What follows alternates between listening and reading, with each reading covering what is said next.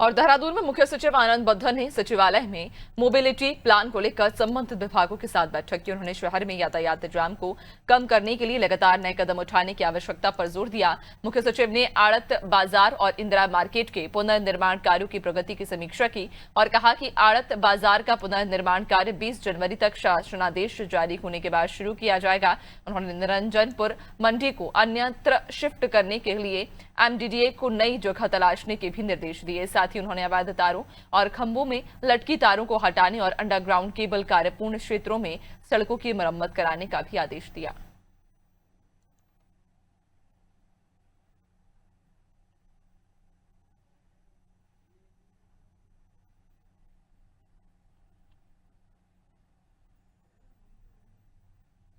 और ज्यादा जानकारी लेंगे, सहयोगी सोनू लगातार हमारे साथ बने हुए हैं। सोनू, मोबिलिटी प्लान बैठक में ये जरूरी निर्देश दिए गए हैं और कहा जा रहा है कि जो यातायात व्यवस्था है उससे सुधारने पर भी इस बैठक में चर्चा की गई।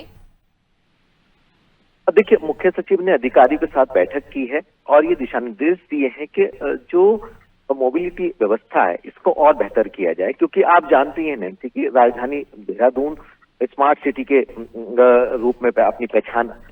को बढ़ा रहा है और इससे संबंधित तमाम जो कार्य हैं वो किए जा रहे हैं। चूंकि शासन स्तर पर भी समय समय पर मॉनिटरिंग होती है और आज भी मुख्य सचिव ने अधिकारी को दिशा निर्देश दिए हैं। इसमें जो विद्युत से संबंधित जो बिजली के खंभे हैं, इन पर जो तारों का जंजाल है, इसको खत्म करने के दिशा निर्देश दिए गए हैं और ये कहा है जो भूमिगत लाइन योजना के तहत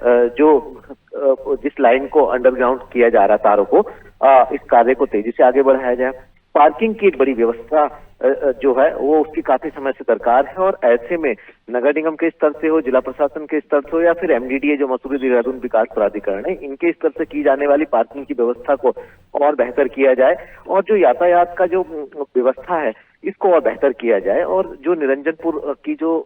सब्जी मंडी है, इस मंडी को भी दूसरे स्थान पर शिफ्ट किए जाने को लेकर के भूमि तलाशने के दिशा निर्देश दिए हैं, क्योंकि तमाम पहलुओं पर लगातार फोकस किया जा रहा था। तो इसके अलावा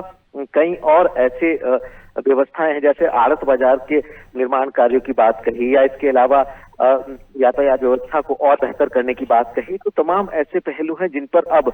मुख्य सचिव के निर्देश के बाद जिला प्रशासन इस पर गौर करेगा और आने वाले समय में जो संबंधित विभागों की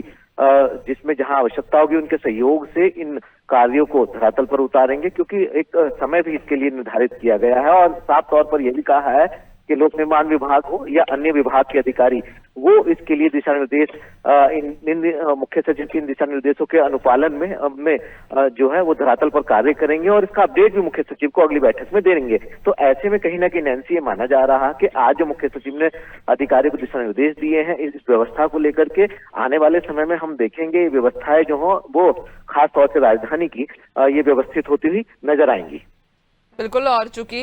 बैठक में जहां साफ तौर पर निर्देश दिए गए हैं अधिकारियों को सड़क सुरक्षा की व्यवस्था को लेकर, यातायात नियमों को लेकर ये निर्देश दिए गए हैं कि शहर में व्यवस्थाएं जो है, इंतजाम जो है वो पुख्ता किए जाएं ताकि लोगों को परेशानी ना हो। लेकिन सोनू, दूसरी ओर चूंकि अगर इस समय अगर हम इस पूरे ही वातावरण की बात करें या मौसम की बात करें, तो जो अभी मौसम है उत्तराखंड का वो पर्यटन के लिहाजा बेहद ही महत्वपूर्ण है और इस समय पर जिस तरह से हम देखते हैं कि जो पर्यटन है वो काफी ज्यादा बढ़ भी जाता है। लोग अलग अलग जगह से उत्तराखंड की कई जगहों पर घूमने के लिए पहुंचते हैं, तो ऐसे में जो ट्रैफिक व्यवस्था होती है वो कहीं ना कहीं बिगड़ती है। तो फिलहाल की स्थिति में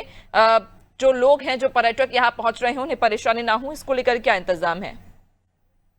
देखिए, बहुत महत्वपूर्ण सवाल आपका नैन्सी है। ये बात बिल्कुल सही है कि राजधानी देहरादून की ही अगर हम बात कर लें तो देहरादून का जो हिल स्टेशन है, पहाड़ों की रानी मसूरी में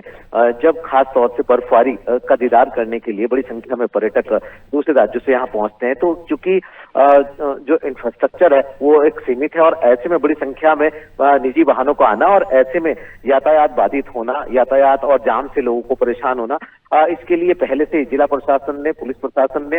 एक एक्शन प्लान तैयार किया है ताकि पर्यटकों को परेशानियों का सामना न करना पड़े। अगर इसके अलावा हम प्रदेश स्तर पर बात करें, जैसे जो भी खास तौर से हिल स्टेशन है, जैसे लैंसडाउन है पौड़ी जनपद का, इसके अलावा नैनीताल जनपद है, या अन्य जो ऐसे इलाके हैं जहां पर बड़ी संख्या में पर्यटक आते हैं, खासतौर से क्रिसमस के समय पर बदलते मौसम के मिजाज के चलते, और यहाँ के बर्फीले नजारे का दीदार करने के लिए जब पहुंचते हैं तो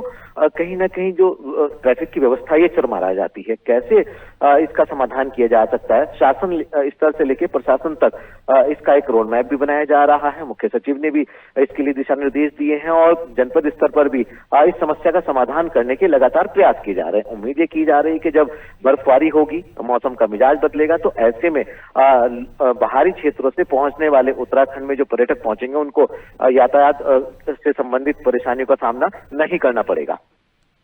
बिल्कुल, यानी कि तैयारियां कहीं ना कहीं पुख्ता की जा रही हैं, इंतजाम पर्याप्त किए जा रहे हैं ताकि जो लोग यहाँ पर पहुंचेंगे उन्हें किसी प्रकार की परेशानी ना हो। बहुत शुक्रिया आपका जानकारी साझा करने के लिए। तो आपको बताते चलें कि मुख्य सचिव ने अधिकारियों को ये निर्देश दिए, यातायात व्यवस्था को सुधारने के निर्देश दिए। तमाम जरूरी